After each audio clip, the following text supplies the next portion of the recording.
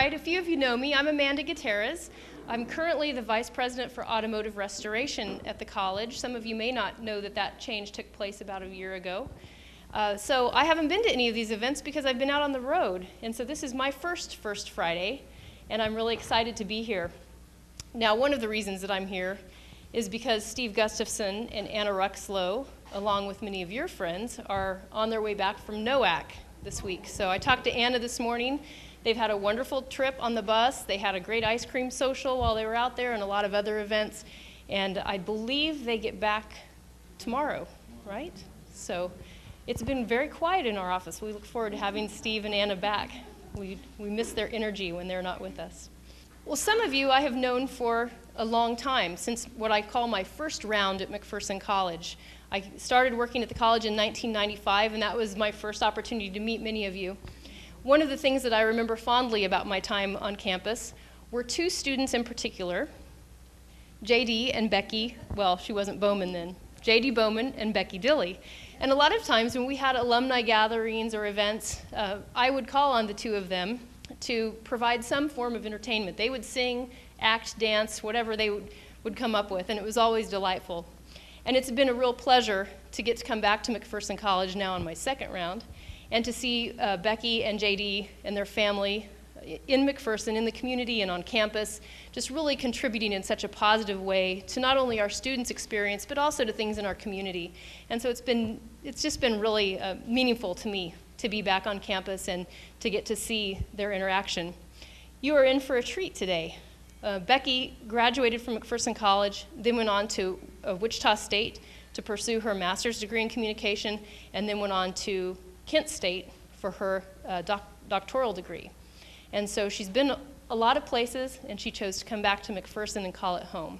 And so I invite Becki to come forward and share with you. Thank you. Thank you.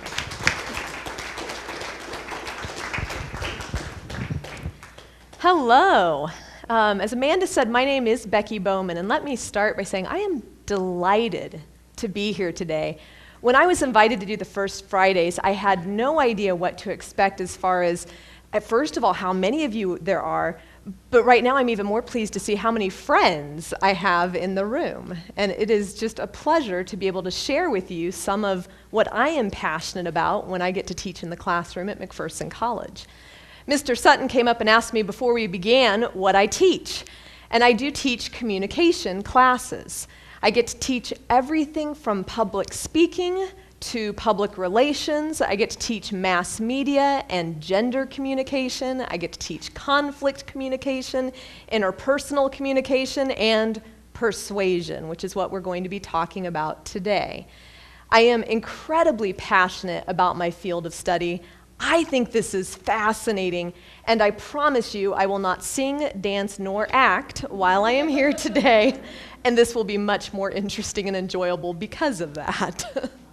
So, what we're going to talk about is not as much, although you might get some of this from the presentation, not as much how you can persuade others, but we're going to talk about how some people, specifically advertisers, marketers, the mass media in general, are trying to persuade you. And once we start to identify some of those techniques, it makes us better able to stand up against those attempts and perhaps not be persuaded to part with our time, energy, or money as it may be, whatever the request might be. So I'm going to talk with you some about viral marketing today. We're going to talk about social influence and how groups of people persuade. We'll talk a little bit about some of the techniques that advertisers use. We're going to talk some about telephone marketers and what they do. And as you might have examples of the elements that I'm discussing, please feel free to share those examples when you've seen some of these techniques being used. And I'm going to, if you don't voluntarily share them, I'm going to ask you also to discuss amongst yourselves and maybe tell us some stories about some persuasive attempts that you may have heard in your time. So, we're going to start with, I hope, here we go. We're going to start with viral marketing. How many of you have heard this term, viral marketing? It's also known as stealth marketing, buzz marketing, under the radar marketing. Have you heard of this? I've got a few of you who say yes, several of you who look like I may be speaking another language. Viral marketing is when marketers want to sell you something without you knowing that you're being the target of the advertisement. It's below the radar. Again, buzz marketing, stealth marketing.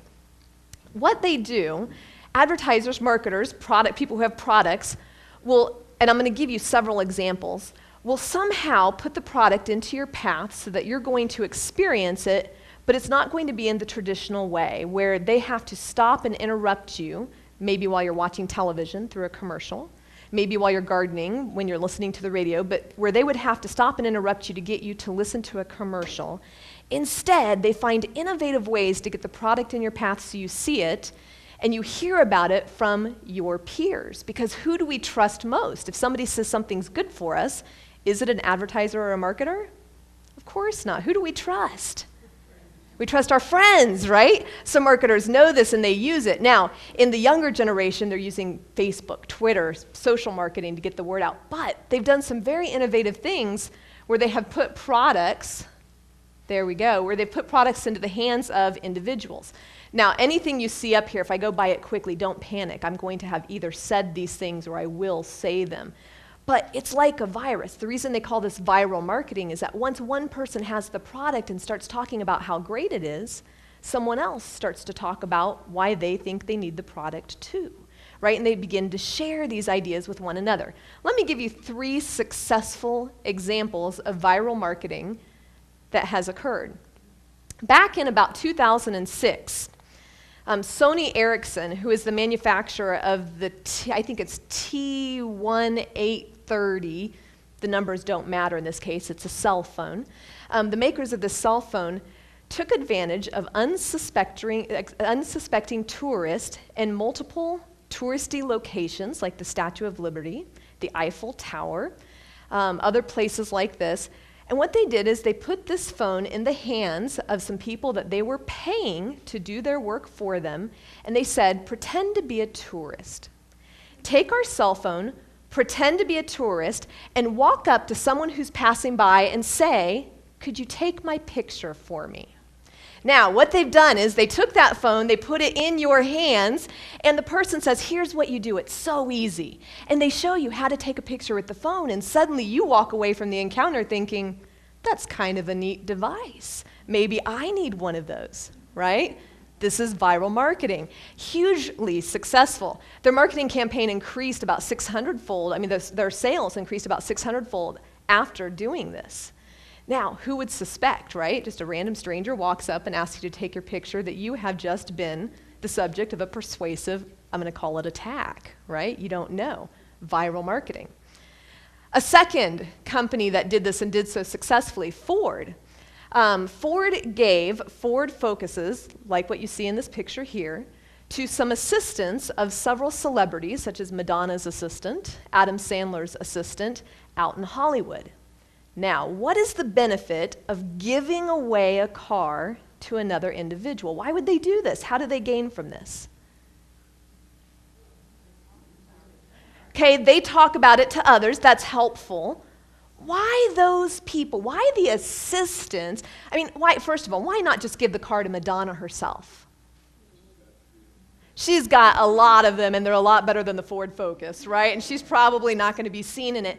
So why give it to her assistant, do you think, then? The assistant's the one who drives and is going to be trailing around those popular places that you're going to see Madonna. So when people go to the restaurants, the cafes, the places in Hollywood where these celebrities are, they see these cars parked out in the parking lot, right? It increases the credibility and the desirability of those cars. Also a very successful campaign. People saw these cars, thought if the people who work for Madonna and Adam Sandler and some of these others are driving these, they must be good cars, right? They're probably getting paid good wages by these people, and the sales increased. This is viral marketing. Okay, sometimes it's not quite so abstract. Hebrew National Beef Franks, I don't know if any of you have eaten them. I'm not convinced they're any better than Oscar Mayer or any other hot dogs, but they paid average everyday mothers across the United States to host barbecues using, can you guess? Their national franks, right? So these mothers host parties, have lots of packages of these franks, And indeed, people start to buy this product thinking that if their friends are using them, perhaps it's the best one that's out there. This is viral marketing at its best. What do you think about this? It's sneaky, isn't it? It's sneaky. Another way that you might see this, how many of you, and I know some of you are, because some of you are my friends here, how many of you have a Facebook account? And for those of you who have Facebook, and those of you who don't will hear this, it's the social networking site where we post updates about what's happening in our lives, or we post pictures of our children or grandchildren, or we talk about political ideas that we want to discuss with people. Have any of you seen individuals who promote products on Facebook? And I don't mean, by the way, advertisements, because those are there too, but you'll see an individual like me who's talking about a product that they like. And if you've seen a few people, they talk about them all the time. You can guess they're probably getting paid to do so, viral marketing, right? It's a tricky, tricky thing, but it works. This is one way in which the advertising industry is persuading us. Sometimes we're aware of it, many times we're not. Sometimes all they have to do is to give a product to people in big cities, and that person walks around with the product and people will see it and want it. For example, what are those things called? You climb on them and you can ride them around a town just by sort of swaying. Say it again? The Segways. Segways started out this way. They were put in multiple places. People would see them riding around. Individuals would want to know about them, and they increased their sales that way. Another really tricky viral marketing campaign that was done, there was, I won't even say what it is because I don't want to give them any credit for this because it's a terribly sneaky attempt, but there was an alcohol company who went outside of bars and clubs and filled the trash can with empty bottles of their product. What does that do? Yeah, you can think of, right? People walk by and see hundreds of empty bottles of the one product, and they think people must have consumed those. They must be good. Viral marketing, right? Under the radar, stealth. It's funny a little bit, isn't it? It's clever. I wish I would have thought of it. Okay, this is viral marketing. The reason that viral marketing works is because of a concept that we call social proof. Now, my guess is that sometime around middle school and high school, you started hearing the words peer pressure, although I don't think we really called it that until, the early 1980s. But peer pressure, that's what social proof is, peer pressure. Peer pressure is social proof, is the tendency to see an action as more appropriate when others are doing it. This is why viral marketing works. Again, when you see a friend using a product, we start to believe that product probably could be good for me as well. It's why fads work, and it's used in selling in ways not just through the viral marketing, but if you've ever walked into a store and you've had a salesperson say something to you like, you better get this quick because they're going fast. We can't keep them on the shelf. They're trying to use social proof with you, right? It adds pressure to it. It makes you feel like you need to get it. Everyone else has it. Social proof. Now, I'm going to show you an example here of, does anyone shop on Amazon.com? Have you ever made an order off of Amazon? Books, clothes, games, all sorts of things you can buy there. You're going to see a screenshot here of Amazon.com. This is a game that my kids think that I need to buy right now. My daughter is 5, my son is 3. Both of them know how to navigate Amazon. Can you believe it? Now, they can't buy things. I haven't taught them how to use my credit card. But they know how to get on there. This is a game they think I need to buy. If you look carefully, I know it's a little hard to see over there. If you look carefully, can you see evidence of social proof somewhere on this page in this ad for this game? Only 5 left. Look, I'm gonna get you an arrow there. Look right there. Only 5 left in stock. Have you ever seen this on Amazon? They're starting to use this social proof, right? It does create a sense of panic in a person. If I don't buy it now, maybe I'll never be able to get it for my kids. They will die without playing perfection. I'm going to be the worst mom ever, right? Social proof at work. Interesting, isn't it? How these things are tucked in there. By the way, I would also tell you that this technique right here with the stars, do you know what those stars are all about? It's the ratings, right? Somebody who's bought it rates how good the product is. The reason those are up there are also for social proof. Amazon knows that if you see people, everyday average people like yourself saying this is a good product, you're more likely to buy it. And so they have them on there. Now, here's what you may or may not know about those stars. Sometimes, this is completely unethical, sometimes people are paid to go on and create ads for things they have never used or bought, and they go from product to product and they add good ratings to things that aren't getting rated as well.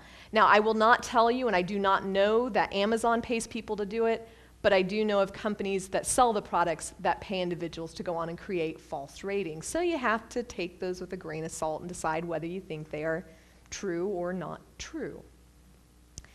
All right, social proof. Has anyone played Perfection? Is it a good game? I don't know. Is it good? Is it fun? For a little, well, there is a black 3. Okay. Social proof. So, sorry, down here at the bottom. Oh, no, I gave it away. So using this strategy, if you're thinking about social proof, how might you get people to vote? So I'm talking about advertising and marketing now. We can use social proof for positive means as well. How could you get someone to vote using the strategy of social proof? That button, I gave it away, didn't I? I went too fast.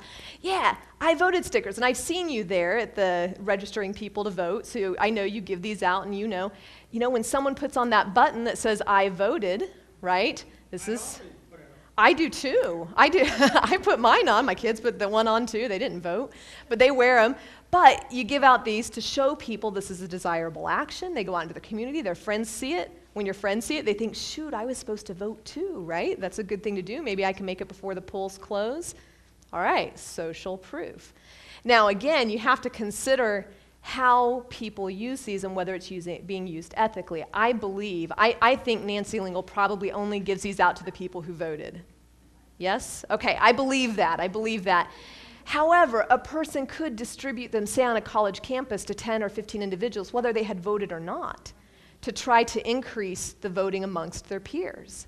In fact, there has been some controversy and some discussion about how protesting groups have been formed around Washington recently. I don't know if any of you have read about this, but there are several instances in which politicians have paid homeless individuals to come out to near the White House and the Senate and where the people, the politicians are passing by and gathered, and to stand there and hold picket signs for causes that, frankly, these people could care nothing about. Because when those people stand there with their picket signs, it makes it seem as though people care about this issue. Social proof, right? Do you think that's ethical? I say no too. When I ask my students who are 18 to 22 years old, do you think they think that's ethical? They waver. A lot of them say, well, if they can get somebody to do it, all's fair in love and war, right? And that's okay. I think not so much. So we talk about this a lot in my classroom. That's social proof. All right. So there's something about viral marketing. I also want to tell you about image-oriented advertising. This is another way in which we get people to feel like they need a product or they want a product that they never knew they wanted, right? That they didn't realize was so important for their lives. One of the things that advertisers and marketers do is they consider, first of all, who they're selling to. In this case, we're going to say that we have a young teenage consumer. Is it Savannah Cross? Savannah. So Savannah right now is our consumer, okay? Savannah, what do young people like? What's like a universal thing that just lots of young people like? Give me a list. They're really into technology. Technology. What do they use technology for? Everything these days. Give me a couple of examples. Texting, phone calls, Facebook, Twitter, Instagram. Okay.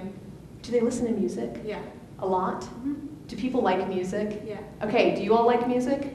Yes. Universal, right? Something universal. All right, so we've got a teen consumer and we have to say, what do all teenagers like? Music's a pretty safe one, isn't it? Teens like music. So we know that they like music.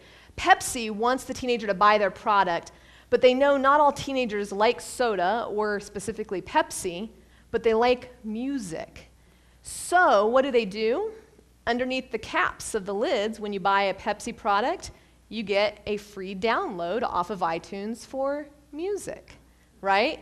Image-oriented advertising. They're trying to make a connection between something the teenagers like with something that they're not sure if they like or not, which is why we have a question mark, so that they're going to buy the product because that gets them to what they like. Okay, image-oriented advertising. Now, I say teenagers. You might question whether that's ethical or not. We're targeting young people. We target even younger than that with image-oriented advertising. Have any of you been to McDonald's this summer and seen these products? Okay. Any of you have grandkids, great-grandkids that maybe you took there, and they can't wait to get the new Despicable Me? What are these even called? Someone help me out. The Minions, that's right, Minions. Minions. That's the name of the characters. All right, we've got a product here, McDonald's, that McDonald's isn't sure the parents are going to want to buy for their children, but when you've got little Tommy Jr. who says, "Mom, I love the Minions, we have to go get a Minion."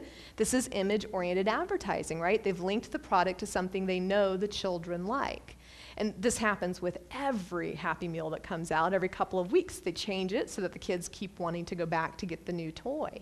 Image-oriented advertising.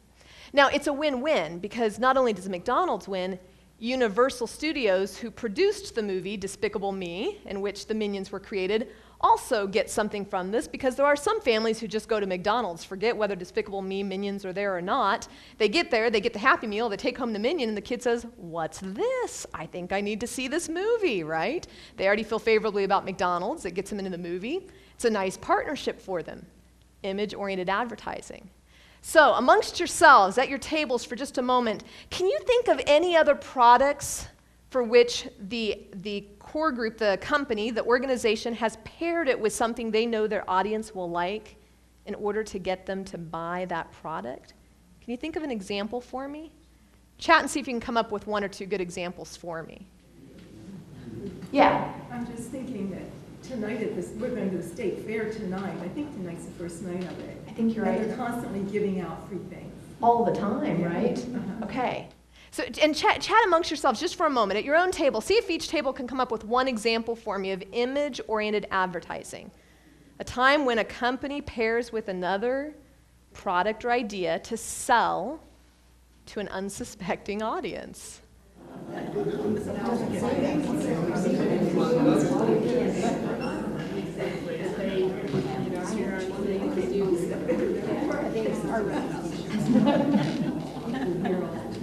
So let me hear a couple of these examples. Somebody volunteer someone else. You don't have to volunteer yourself. Volunteer someone else at your table who had a very good example to share. Ellie. Volunteer best. Okay, Mr. DeCourcy. I like to have a Haiti T-shirt to help out the poor people in Haiti. Okay, and so when we talk about image-oriented advertising, we've got this Haiti Medical Project, right, which is out there. That's kind of that abstract side of it. There's some people at the church who created, at the Church of the Brethren here in town, who created these bright blue T-shirts, and I honestly, no one's wearing one today, are they? No. But they look nice. They're attractive T-shirts that support the Haiti Medical Project, and you pay, is it $15 for a T-shirt? The money then goes to it. You could just give $15 to the Haiti Medical Project, right? But we like those T-shirts. Okay, you've got image-oriented advertising. And what happens when you wear one? Social proof. Social proof, that's right. When you wear one, we've got social proof. I heard a couple of other good examples. Who else is willing to share one? Amanda, you've got a good one. Let's hear it. Well, for example, at the restaurant we own in Salina, we partner with the radio station to promote Country Stampede, which is a big country concert. And so people come into our restaurant to register to win tickets. So people come in, the radio station gets more listeners, more addresses and emails from people. The restaurant gets people through the door that might not otherwise think to come in. And then the concert gets more people. So, and each one is drawing from the audience. The radio is drawing from the audience who already likes you. You're drawing from the audience that already likes radio. You've got image-oriented advertising. I heard one group, and I won't put them on the spot, but one group say cereal boxes. That's an excellent example. Cereals are often giving away toys or books or something inside their box that children want in order to get you to buy the cereal. And with the baby is so cute. That's right. You got to get it, right? And along with that, I was thinking also, have any of you seen the box tops for education? Are you familiar with that? Recently, my daughter entered kindergarten, and we were sent home a note that said for every box top they get 10 cents donated to their school. And wouldn't you know, even at 5 years old, my daughter's savvy enough that when we go to the store and pick out a cereal now, she says, "Does it have a box top on it, Mom?" You know, and now she only wants to buy the ones that are supporting her school. Image-oriented advertising, right? And wouldn't you know, it's all the sugary ones that have the box tops on them. Yeah. All right. Couple more examples for you. Do you remember Mr. T? He's been around for a while. When you have a celebrity endorsing a product, you have image-oriented advertising. They're counting on the people who might look at him and feel in some way connected to him or enjoy his entertainment pieces, that they're then going to go out and buy these Snickers. Does anyone in here watch American Idol? I see Deb back there saying, "I do." This is more popular amongst the college crowd, but we have something slightly different here. American Idol is a television show in which young people from across the United States compete in a singing competition. And each week there's a group of people who get up and sing, and there's 3 judges. These judges are, I don't think, only one of them now is still on the show. But they're on, and they tell the people how they did, and then people call in votes from people like you, call in votes and decide if they should stay on the show or not. That's not the point. What is the point is in front of them, it's a little hard to see, but can you see what's sitting on the table in front of them? Coca-Cola. Every single episode, they are sipping from Coca-Cola glasses, right? Image-oriented advertising. Now, we have a special name for it when it's inserted into a television show or a movie. We call this, does anyone know? Product placement. Have you heard of that? Product placement. Different from just general commercials. Product placement is when you put a product into the hands of someone in the actual show and make it seem like the most natural part of what they're doing, right? People, they're unsuspecting. They don't even realize they're being advertised to. But of course, Coke is one of the biggest sponsors of American Idol. Now, product placement goes all the way back to, I think it was 1983 with E.T. And I don't know if you remember the plot of the movie well enough, but in it, E.T. consumes Reese's Pieces, right? And he thinks they're just fantastic. It's one of the first examples we have of a name brand product being placed into a movie and evidence of sales increasing afterwards, and we believe it's because people got excited about it because they saw it in the movie. If you remember back before that time, a lot of sitcoms and other movies would put products in. Let's say a person needed to wash their clothes. They would have laundry detergent in there, but it would literally be a box that said laundry detergent. Now you watch programs and you see that they're using Tide or Cheer or another product. This is product placement, right? And amazingly enough, it's great for the television industry because they don't have to buy the products. The companies give them to them for their props for free because what great advertising for them. Right? If you ever watch a movie and you see a car crashed in the movie, think how expensive that would be for them on that set to buy multiple cars to crash multiple times so they can use their camera and shoot the shot multiple times. They don't have to pay for them because Ford or whatever company it might be, Chevy, gives them the cars to use because it's great advertising for them. Product placement. Are you starting to feel like people are probably trying to trick you all the time? Right? Persuasion is all around us. I have students who take this class and they get to the end and they say, "I'm so cynical about everything I see. I keep thinking someone's trying to sell me something." All right, one of the reasons that product placement can work is because of what we call the mere exposure effect. And what this says, it's a theory that suggests that repeated exposure to an unfamiliar stimulus increases liking for the stimulus. The more we see it, the more we start to like it. Something begins to grow on us. Now, you could fairly make the argument that sometimes you're exposed to something multiple times and you actually really start to detest it, especially if it's something that just grates on your nerves. In fact, my guess is that in your many years, you probably have known a person that the more you had to be around them, the less you liked them, right? But in advertising, we've actually seen evidence that, in fact, this mere exposure effect, there's a lot of support for it. that the more you're exposed to something, the more you begin to like it. I'll give you a quick personal example. We don't watch many commercials in our house. We now have DVR, digital video recording, and we fast forward through the commercials and we just never see them. But before that happened, when my husband and I would watch TV, I remember this McDonald's commercial. I said there would be no singing. I lied. Here we are. Okay, we watched this McDonald's commercial, and it only came on once, maybe twice a year when they were selling filet-o-fish sandwiches, because they don't sell them all the time, right? And so when they would sell them, this commercial would come on, and it had a picture of one of those fish that pops off of its plaque and says words or sings. It was incredibly annoying. And so the fish would pop off and turn to the camera and say, "Give me some of that filet-o-fish, give me that fish." It was awful. "Give me some of that filet-o-fish, give me that fish." And it continues and says, "What if it were you sitting up on this wall? If it were you up here, you wouldn't be laughing at all." It was terrible. It was awful. I remember it. I just sang it to you. I heard it over and over and over, and I would find myself humming it as I walked around my house vacuuming. "Give me some of that filet-o-fish, give me that fish," right? The mere exposure effect. It was awful. It's not really even catchy. It's not funny. It's terrible. If I did it 5 or 6 more times, my guess is while you're brushing your teeth tonight, you would be singing, "Give me that filet-o-fish," right? This is the mere exposure effect. Now, the idea is, again, that when we hear something or we see a product multiple times, it begins to grow on us. We start to like it a little bit. You can probably think of catchphrases that you've heard over time that the first time you heard them, you thought, "That's just silly. Why do people say that?"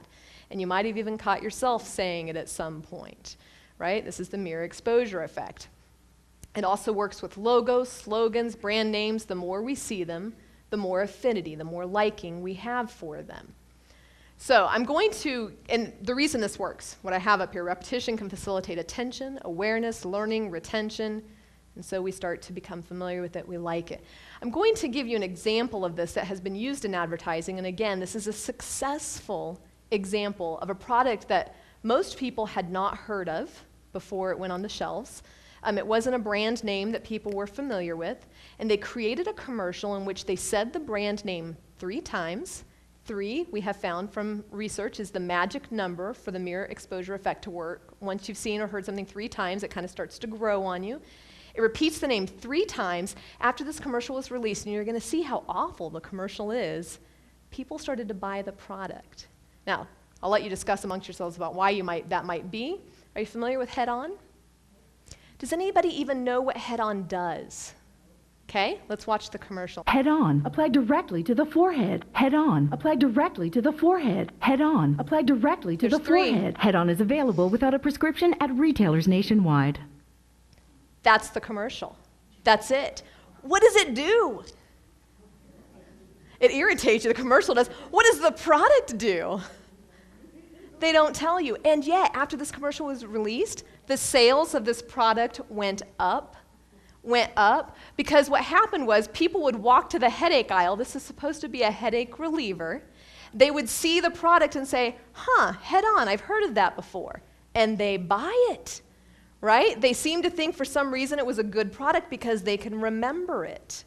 Now, the mere exposure effect is why we changed our strategy in the early 90s in advertising, and you will notice that competitors stop naming their competition. For example, it used to be that there were some paper towel companies. It was, somebody help me out, Bounty and, well, it wasn't Viva, it was Bounty and I don't remember, that's the one, Brawny. It was Bounty and Brawny because they sound an awful lot alike. And what they would do is they would show you a split screen on your television and you would see a spill and a paper towel of Bounty would go up there and a paper towel of Brawny would go up there and it would show you which one picks up faster. Which one did?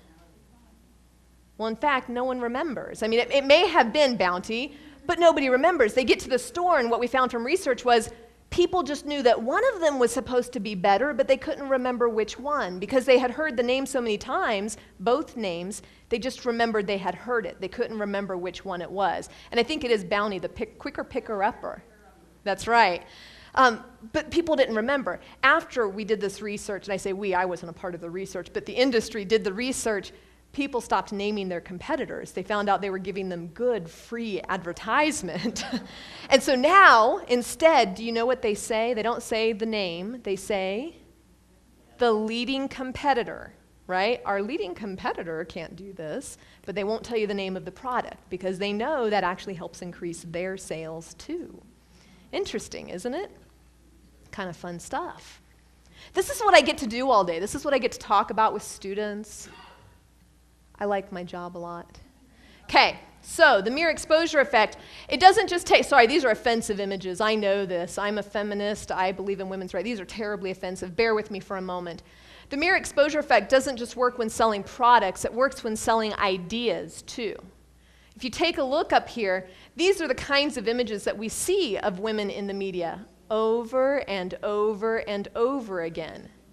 Yeah, they are skinny. In fact, you may know, if you're familiar with any of these, this is actually a young woman who died shortly after this picture was taken due to anorexia, right? And yet, women are purging themselves. They're trying so hard to look like these images because when this is fed to you over and over, the mere exposure effect, and you see it again and again, you start to believe this is good, If I had right? those pictures in my apartment, would that help me lose? No, let's not confuse. That's a great question, Anne. Let's not confuse it. No, it wouldn't help you lose weight at all, but it might make you start to feel worse about yourself.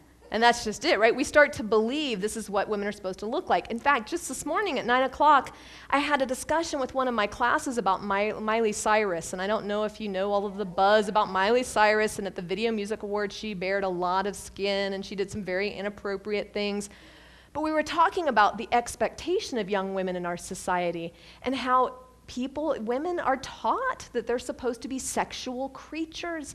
They're supposed to have flawless beauty because we see this over and over. And in fact, it's desirable for them to do so, right? Now, we may sit here and debate that and say that's not true, but our society teaches us this by showing us these images over and over and over again. So again, not just the products that we're selling, but ideas as well, and think about how harmful that can be. So as I'm raising my children, I try really hard to think about what I'm exposing them to, the mere exposure effect, what it is they're seeing. If I let them watch violent television, often are they going to start to believe that, in fact, using violence is an acceptable means to solve a problem? You know, I believe maybe they will, so we limit that, the mere exposure effect. How are we doing? What time is it? Okay, we're good. So let me choose. I'm gonna skip past something. I know you're probably really curious, especially since you saw the headline. I told Chris before that I tend to over-prepare, so we're not going to talk about music today. Sorry, I know. It is interesting. I'll tell you about it one-on-one sometime if you want to know. Ask me about it.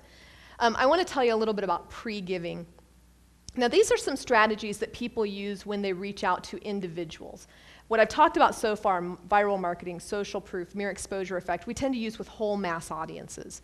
These are some strategies that people use when they call you on the phone or they mail you something or they talk with you one-on-one in a social setting to try to get you to give money or time or energy to a cause. So they're interpersonal strategies rather than media strategies. Pre-giving is one of the ones that have been used. And I won't put her on the spot, but if she wants to, I'm guessing Amanda can think of some examples of how maybe even McPherson College has used pre-giving to try to get people to donate money to the college. Pre-giving, simply the idea of getting someone to comply by giving them something in advance. If you give someone a gift, they often feel compelled to do whatever it is that you have asked them to do. It creates a sense of indebtedness. You did something nice for me, I should return the favor, right? It works because we have this idea that reciprocity is good, you know, that if you do something for me, I'll do something for you. You scratch my back, I'll scratch your back. And if someone gives us something, we tend to like them. And if we like people, we're more likely to comply with the request that they make. Now, we have to be really careful because what happens is sometimes people use this in very manipulative ways. Take, for example, again, I teach young people, so one of the things we talk about is how if you go to a bar or a club and someone buys you drinks, that's pre-giving. Do you owe them something in return? And what is it that we think we owe, right? This is an example of pre-giving. Let me give you another example, a highly successful example with me. So how many of you have heard of the Nielsen Company?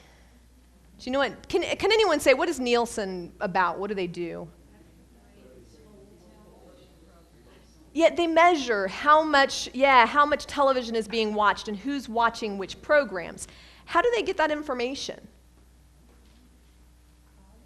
They do. They use a variety of methods. One of the things they do is they call people, and they literally will say, what are you watching right now, or what have you watched over the last 24 hours? Which of these are your favorite programs?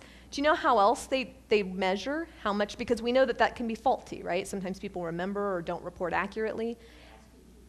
They ask you to keep a diary. And in some cases, they actually ask to give you a machine that you can hook up to your television that will measure it. Now, Nielsen doesn't have to work as hard now as they used to, because now with DVR, that information is automatically sent back to the companies that install your digital video recorders. And so if you use DVR, it's always measuring the programs that you're watching and how much your television is on, whether you want it to or not. But one of the things they do is they ask you to keep a diary. So I got this letter in the mail a couple years ago, and it says, "Dear television viewer," this is from the Nielsen Company, "It is my pleasure to tell you," oh, lucky me, there's something good coming. "It is my pleasure to tell you that your household has been chosen to be a Nielsen family." Look at that. They're complimenting me. This is such good news for me. "For a 1-week TV survey. In a few days, we will telephone you to explain how your household can participate in this TV ratings research. It is very easy." It was not easy. They wanted me to keep a written diary saying every minute what I was watching and every time I changed the channel, and we had to talk about who was sitting in the room each time the television was on. It was not easy at all. But the enclosed gift is a small thank you in advance for taking the time to speak with our research interviewer. Pre-giving. They sent me $2. Now, $2 is not nearly worth the time and effort it was going to take to complete this, but it was $2 in cash. I really couldn't return it. I was going to keep it. Can you guess what I said when they called? Sure, I'd be glad to. Right? I'm a sucker. Pre-giving, it worked. It worked. Have you ever used pre-giving at the college? I've been trying to think of that, and some of you can probably tell me. I don't know that we have. We've done some, what I would call advanced solicitation, but I don't think we've ever. There's one event I attended in which when people showed up, they were given a polo. Do you remember this? Oh, that was a campaign kickoff. At the door, right? And that's pre-giving. I wasn't on campus then. I'm not saying it was, and there's no obligation to give, pre-giving, right? That's what it is. Yes, that's true.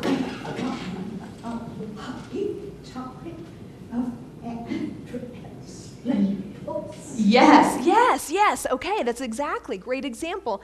Have any of you gotten stamps, like Christmas stamps or labels with your addresses on them in the mail?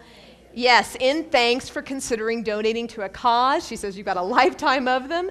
That is pre-giving. That's a perfect example of it, because once they've given you something, same thing, it's got your name and address on it. You're not going to send it back, right?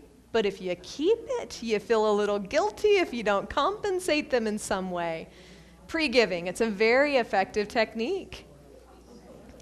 And I can hear from the buzz, I know it's true. A lot of us have gotten those. Good. All right, some examples of how we can use this or how it might have been used on us. For example, if you ever have lived in a neighborhood where people come around with cakes and cookies and breads, it's just a nice gesture, isn't it? And it is. It's a warm, welcoming gesture. Pre-giving, though, is also a way of saying, we're so glad you're here, and we know you won't be too loud.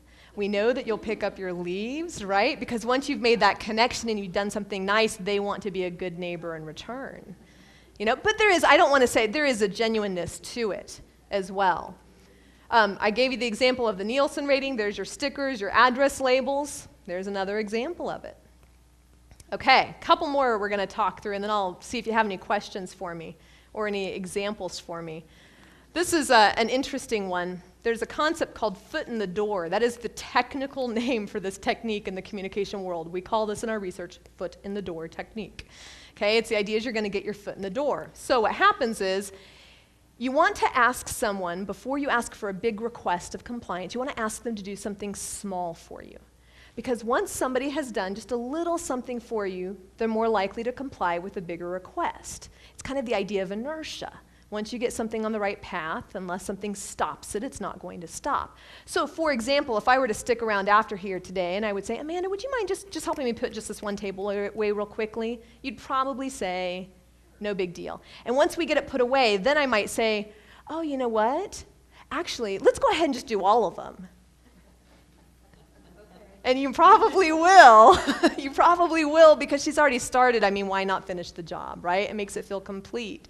We get our foot in the door with a small request, and if somebody will agree to that little request, they're more likely to do something bigger. There was an interesting 1966 classic study, I think it was interesting, in which the effects of this foot in the door strategy were shown. Housewives were asked to display just a very small sticker in their window, it was like about this big, that said, be a safe driver, okay, in their house windows.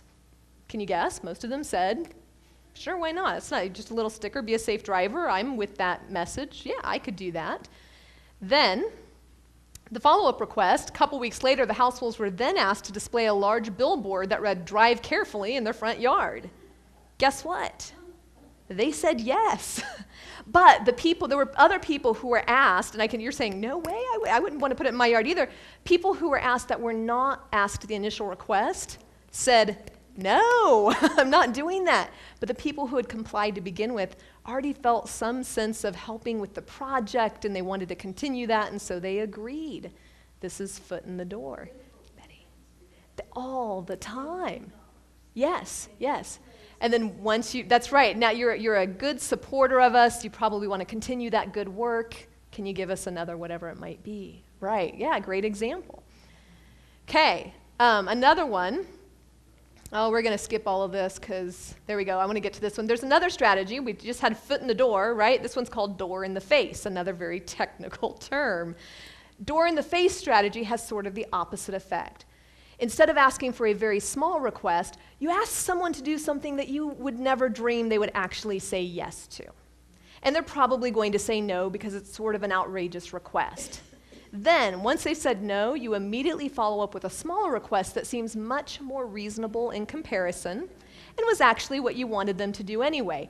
Speaking of political campaigns, this would be an example when they say, would you be willing to give us $200 today? And you think, my goodness, no. And they say, well, how about 10? Right? And a lot of people say yes. Why do you think they say yes? Well, maybe just to get them off the phone. What else did I hear? Because you feel bad. We do. As human beings, we feel bad when we say no, right? And so it assuages our guilt a little bit to say, okay, I'll help a little bit, right? It doesn't seem so bad. I give an example of this. This is a hypothetical example, but as an interpersonal example. Let's say after my baby was born, I have an 8-month-old baby at home that I nurse.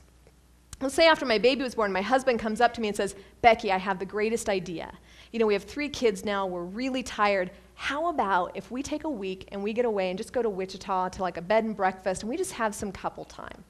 And I look at him and say, are you crazy? We don't have any family in town, 0. Nobody to help watch our children. I'm still nursing. How am I going to leave for a week? I'm not going away for a week when I've got a newborn at home. And he says, okay, would you at least go to the movies with me this weekend? Right? That's all he ever wanted, hypothetical example. This is the door in the face strategy, because once I said, no, I feel bad. Of course I want to, have couple time, and I love him, and I want to spend time, and I don't want to make him feel bad thinking I don't want to. So if I can say yes to that small request, it makes me feel better.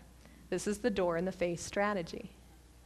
All right. So I'll stop there. Those are there's a lot more we could talk. We could talk about bait and switch and lowballing and how music persuades. And this is one of those 15-week courses that I get to teach on the McPherson College campus, where what you've just heard, I do 45 times in the semester. We have 45 different topics that we talk about related to persuasion.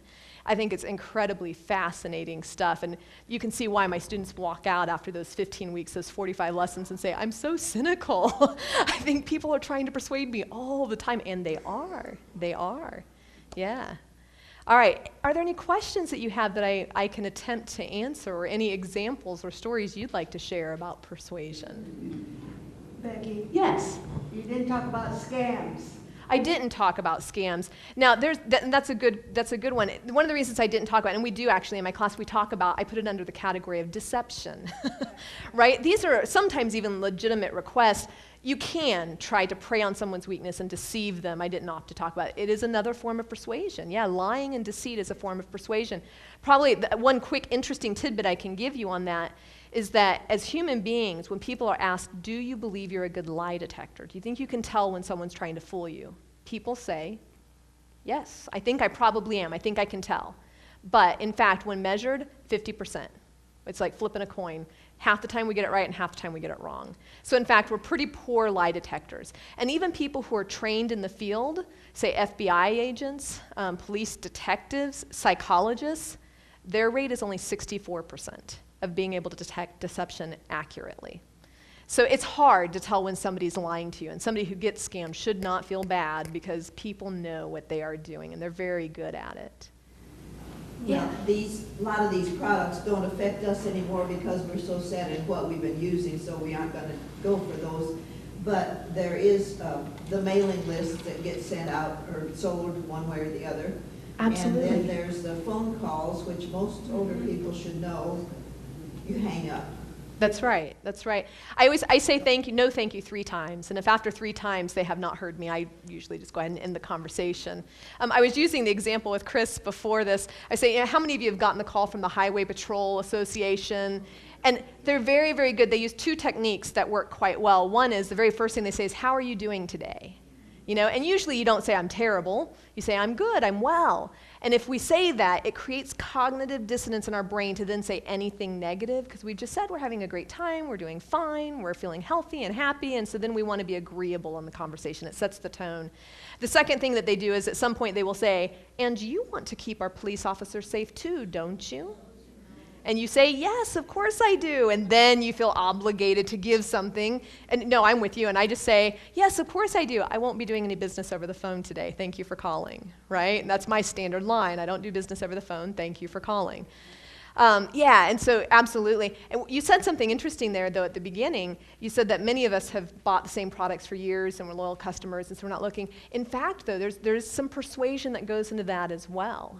Brand loyalty, you know, that people know they want to win your business, because once you've bought a product, 5, 10 times, you're likely to keep buying it for a very, very long time. And companies want to get brand loyalty, and so they do things like send you coupons that will get you to try a new product, because they know unless you're saving money, which many of us find to be a very valuable thing to do, you're unlikely to switch. Yeah, that was much more than you probably wanted out of that contribution. Other thoughts, questions? I see Willard and then, yeah, Mr. I was thinking about Girl Scouts selling cookies or school children bringing things to sell to you, how much pressure you have because of who you are. They're little kids, right? My husband and I just had this conversation, and I was saying how it will happen. My daughter just started school, but I said it will happen that they're going to send something home and say, please get your child to sell this. I said, what will we do? Because I have an ethical dilemma about sending my child out to be a spokesperson. I would rather just walk up to people and say, the school's trying to earn money. Do you mind giving a donation? And they can say yes or no, but I feel weird about making her take candy bars or cookies or whatever it is and smiling sweetly. And yeah, because you don't want to break their heart. It's a very persuasive technique to use children. Yeah. I can't wait till October 9th. And then my answer on the phone is going to be, I'm 95. There you go. And you don't need to deal with it anymore. Yes. Maybe you don't want to touch this with a 10-foot pole. Okay, let's see. I have been just turned off so much by the way the media is handling the Syria problem. Yeah. Say something about that. Oh, what can I say? Each channel has its own idea of what's to be done, and they can twist it. That's so right. It makes the other channels look wrong. Sure. A party or whatever. Sure. If you want to read more about it, I don't know if you're interested in thinking about the theory behind why and how that happens. This is what I said. McCombs and Shaw are communication mass media researchers, McCombs and Shaw, who studied and wrote about this theory called agenda setting theory. And what they write about is how the media indeed has a bias. They have an agenda. And they talk about in their work how the media's bias, the media's agenda goes through gatekeepers. And if you know anything about this, you know that there are 6 major corporations that own every piece of media that you ever see. 6. So when we talk about the idea, all these diverse ideas that are out there in the media, there's actually only 6 major corporations that are sponsoring all of these. And can you guess who runs all 6 of those? And there are different people, but if I put all 6 of the individuals who run them at the front of the room, can you guess what they look like?